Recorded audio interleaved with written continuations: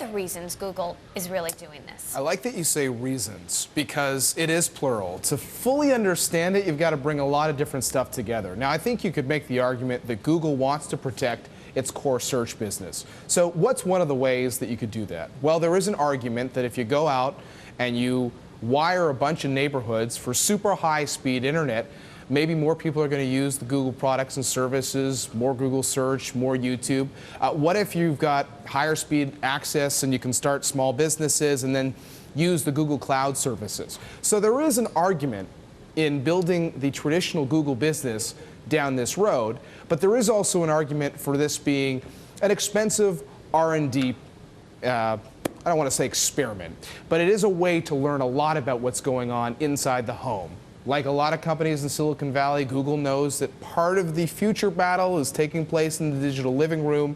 You can take what you learn through this process and maybe put it to work in a bigger way down the road. Right, the battle for your attention, to a certain extent, is another reason here. Look, we're building more technology infrastructure in the United States. Hey, Washington, we're doing good. It's huge. This is huge. And if you think about Eric Schmidt, a guy who is seen largely as the political ambassador of the company, he's been spending, or had spent, a lot of time in the early days of this and bringing this to the forefront.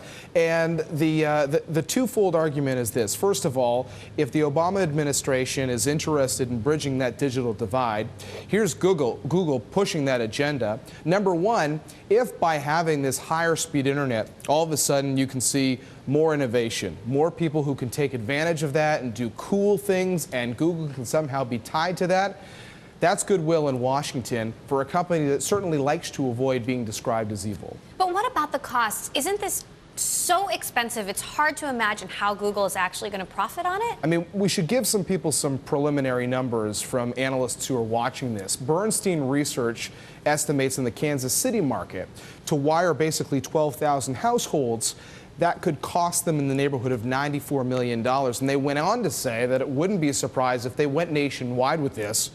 Maybe they get to a figure of around $11 billion, and you add up each of these cities and you get into multi-billion dollars. So I think that's one of the ways people should think about this. I mean, you see a headline like Google buying Motorola and you say, wow, what's that all about?